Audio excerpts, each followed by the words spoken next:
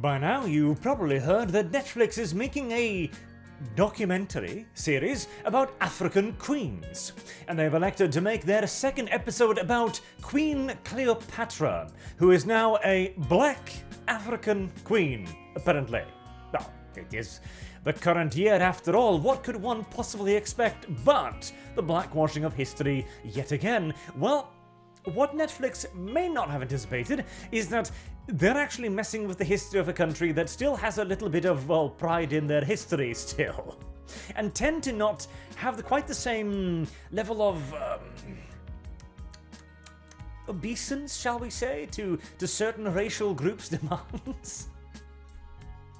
As a Change.org petition was launched by 2 Egyptians, which quickly racked up over 85,000 people asking that the episode be taken away.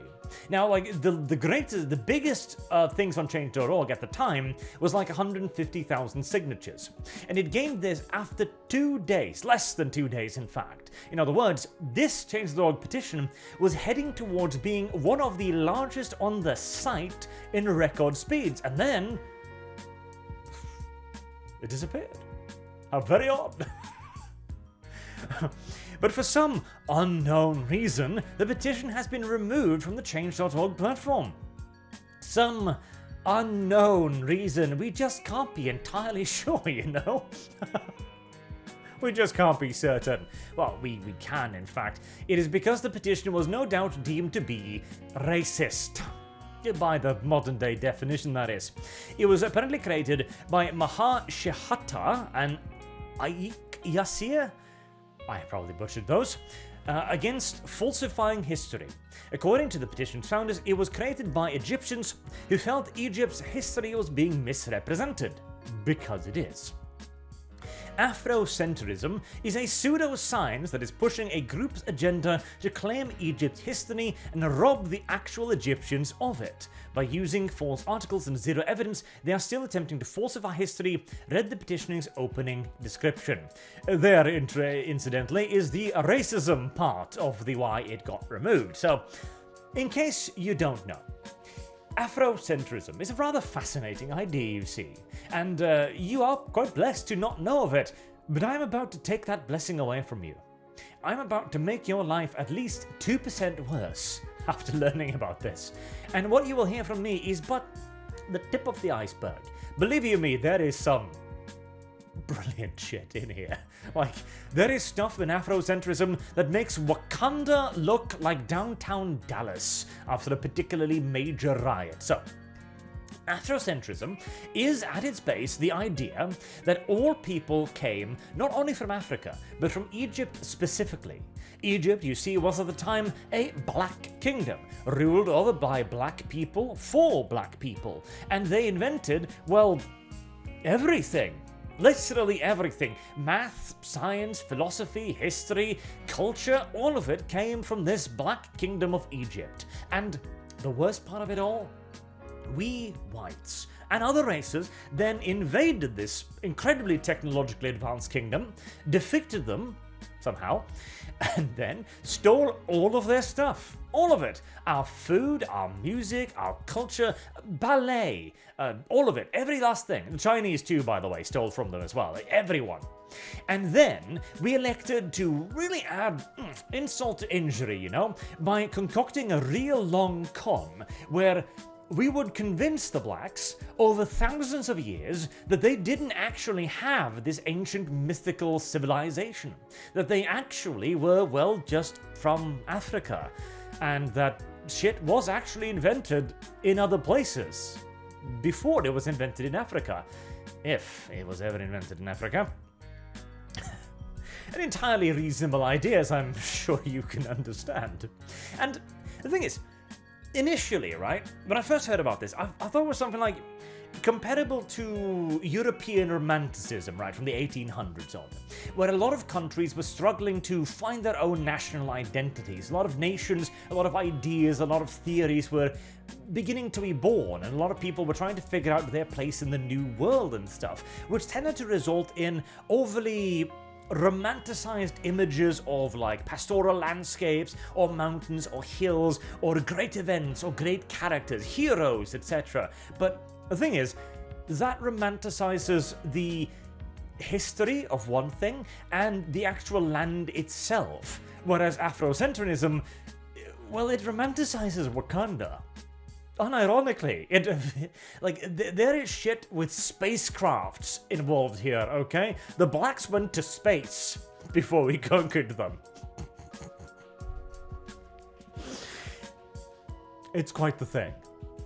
But Cleopatra was born in Alexandria, Egypt, in the Ptolemaic dynasty to Greek descent. She was not black. This is in no way against black people. I love that you gotta point that out, but it wasn't enough to save you, of course. And it's simply a wake-up call to preserve the history and the integrity of the Egyptians and the Greeks. This too is, of course, correct. Now, very few actual historical records of what the Cleopatra might actually have looked like have survived to this day and age. The few we do have, however, seems to indicate that, well, she was light-skinned. And, well, she was, again, as we know for absolute certain, from a Greek dynasty. So she certainly wasn't African. At most, she was probably getting a pretty damn healthy tan, no doubt, but certainly not African in the slightest. The show is clearly done to complement the Afrocentric movement. Correct. I mean, hell, there is even a part in the trailer prelude thingy for the show where they have a black woman saying that her grandmother told her to not believe what they told you in school, and that Cleopatra was absolutely black. Well, if grandma says it, I mean, what objections are left, frankly? We could point to geographical evidence, we could point to historical evidence, we could point to the Ptolemaic dynasty, etc. But if grandma said so, what would it truly matter? Which claims to be the owner of ancient Egyptian civilization. Correct again. And to consolidate what the movement promotes, Egypt was never black and it was never white. Well, you know. I think the Romans and the Greeks might disagree to a certain degree, but fair enough. Egypt is just Egypt. There are many great African black civilizations, but Egypt was/is not one of them.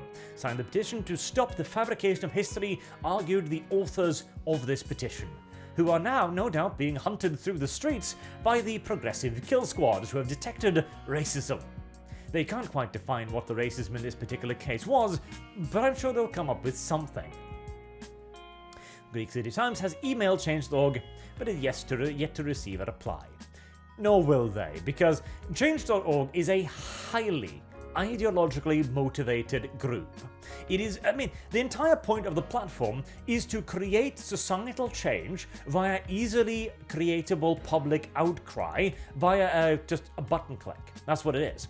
Now, it can have its uses, but it very rarely, if ever, does. It is mainly a platform where societal change that change.org endorses can be pushed and presented to be a larger thing than it is. Because in this case, it certainly doesn't have anything to do with the popularity of the claim. If 85,000 people signed this thing in less than 2 days, clearly it has legs. A lot of legs. And yet before I even heard about the fact that the petition existed, it was yeeted from the internet. And we just can't know the reason why. Meanwhile, Afrocentrism, if you were to make a change.org petition for, teaching it in school or something ridiculous, it wouldn't get a lot of traction, I wager, but it wouldn't be pulled. Whereas anything else, I believe they even they pulled the Straight Pride Day thing as well. Or was that the monetization thing? I didn't know that was yeeted as well off the internet because, well, it's a little bit too spicy of a joke and a little bit too dicey of a situation. After all, you can't have pride in your sexuality. That would be fascist.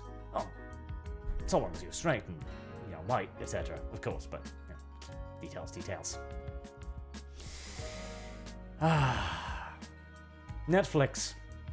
On the bright side, Netflix has... See, here's the thing. Netflix is one of those companies that will absolutely be feeling the lack of ESG money very, very soon. Indeed, they already have. They've begun to let people go for quite a while now, and this is probably one of those shows that was already in basically planning and production long before the cuts even began.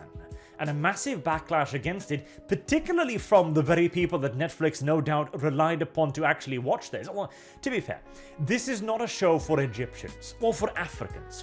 This is a show for African Americans, who most Africans will tell you are not necessarily very popular in the motherland. Oh well. And it will undoubtedly flop. In fact, the first episode was apparently already aired, and I mean, this sounds like a ridiculous concept, which probably has a lot of pseudo-history in it, and it sounds like an appealing prospect to watch. And yet, I didn't even hear about it. It was dropped nicely and quietly, until they decided to do something that actually pissed off the people living in the country, and, well, here we are, with Change.org running defense for Netflix. Societal change. $1 billion company at the time. Until next time, I've been Arch. Thank you all very much for watching, and I do hope to see you all again soon with, maybe we'll try and dig up the first episode. Or definitely we should dig this one up, because I imagine it would be funny, if nothing else. Have a good day.